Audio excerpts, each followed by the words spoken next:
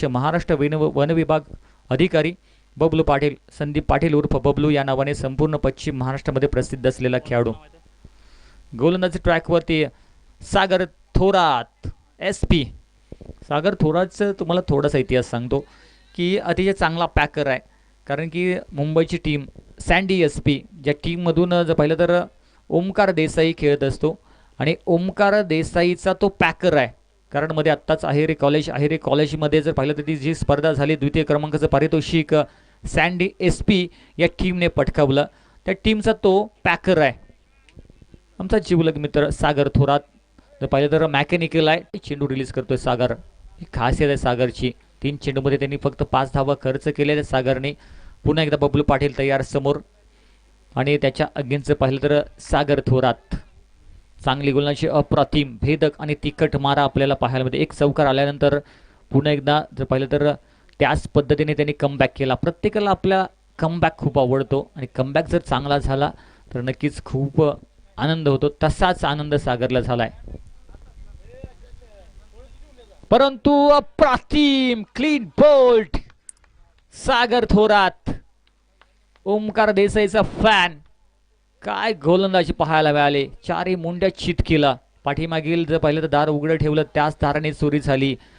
Swinging yorker तिखट yorker सागर SP. काय ball पाहायला मिळाला. ॲक्शन रिप्ले तुम्हाला आम्ही आर्यन स्पोर्ट्सच्या माध्यमातून दाखवतो. पाहत थोडासा बबलू पुढे गेला. थोडीशी जेष्टी दाखवली आणि हा चेंडू जर पाहिलं तर फुलर लेनचा रिलीज केला आणि बरोबर लेगस्टिक उद्ध्वस्त केलेली पाहायला मिळाली.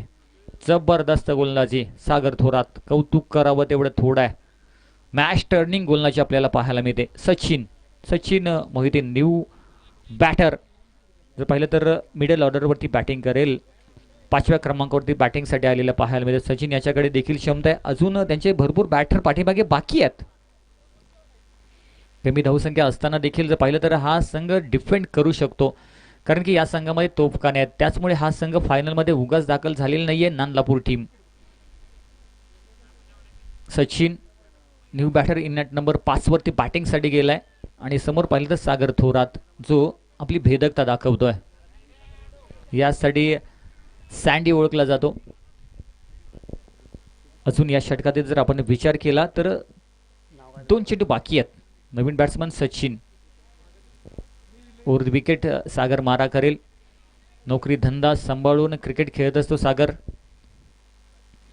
यावेळी देखील चांगला बॉल बॅटच्या स्टिकर एंडवरती चेंडू लागलेला पाहायला मिळतोय. स्क्वेअर लेग रिजनच्या दिशेने चेंडू ट्रॅव्हल झालेला पाहायला मिळतोय.